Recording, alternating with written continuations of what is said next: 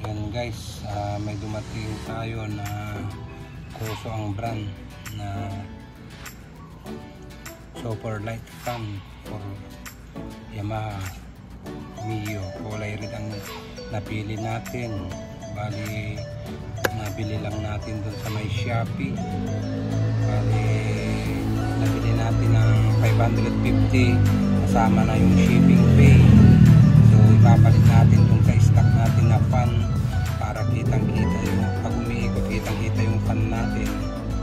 Bali pang Mio ang nakalagay, pwede daw ito sa may passion natin, kaya subukan natin install guys kung fit ba sa passion natin. Bali Kuso ang brand yun guys, oh. Bali Kuso yung brand nya. Ito yung details nya, screenshot nyo na lang guys kung nakikita nyo at magustuhan nyo. Yan, oh, made in Taiwan, original na Kuso na fan for Mio. Ayan guys, ito yung exclusive Kuso Taiwan.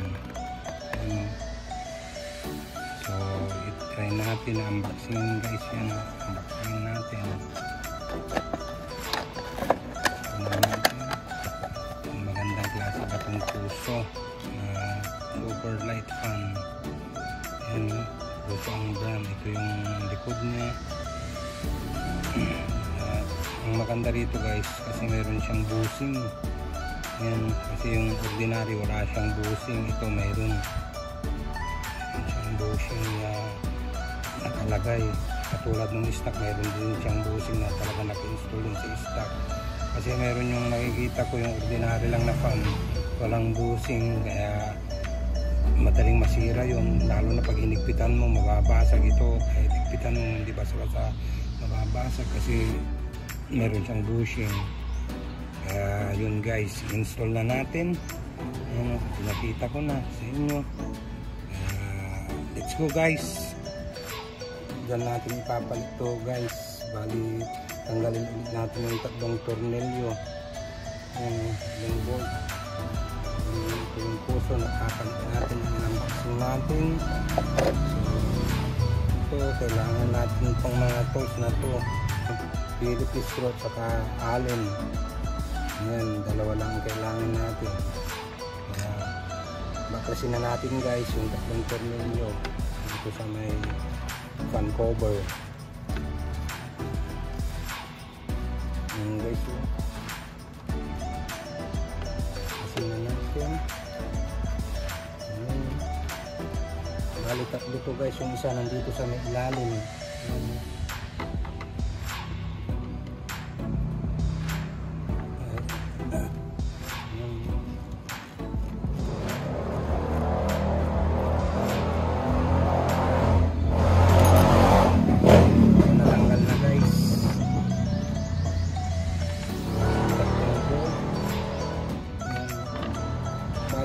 Dito natin ipapalit ko guys, oh.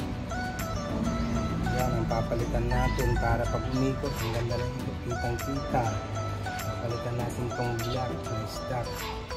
Bali tatlo din yung bolt nito guys, oh. Ano yun guys, oh. 1, 2, 3. Bali ito Allen ang gagamitin natin.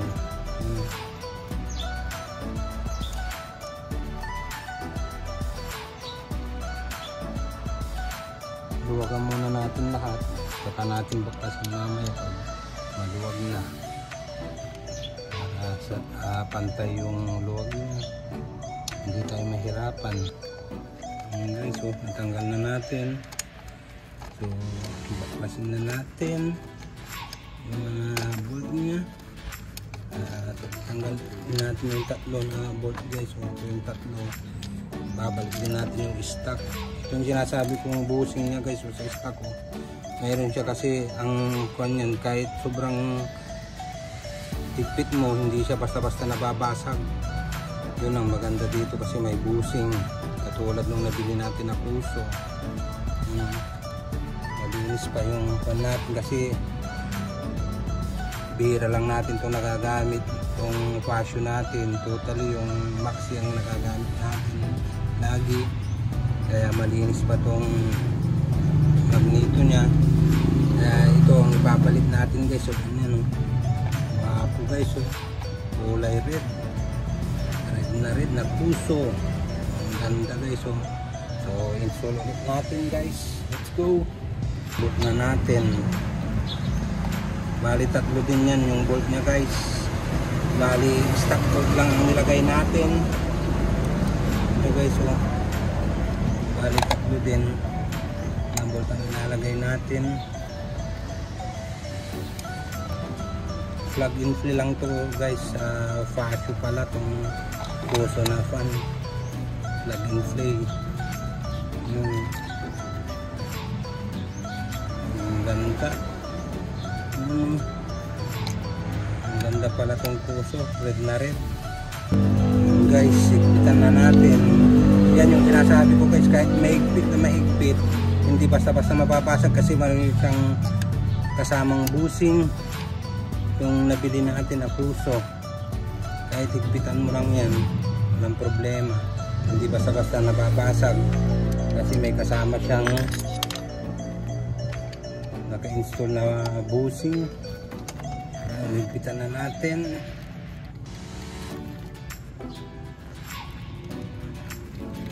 Guys, so higpit para hindi kumalas. Ikot-ikot. Yan guys, startin na natin.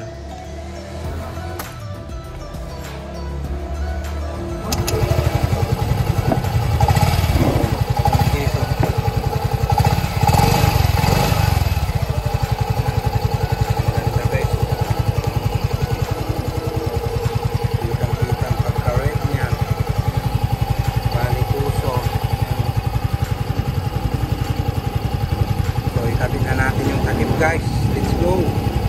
Isalpak na natin yung cover nya.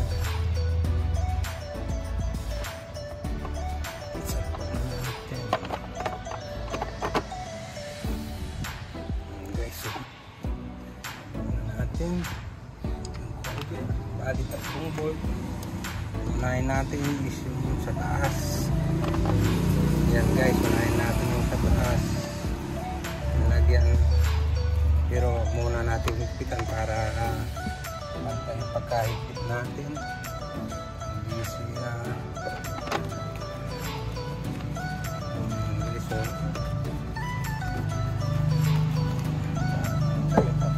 natin positive sa nasa ilalim. Isa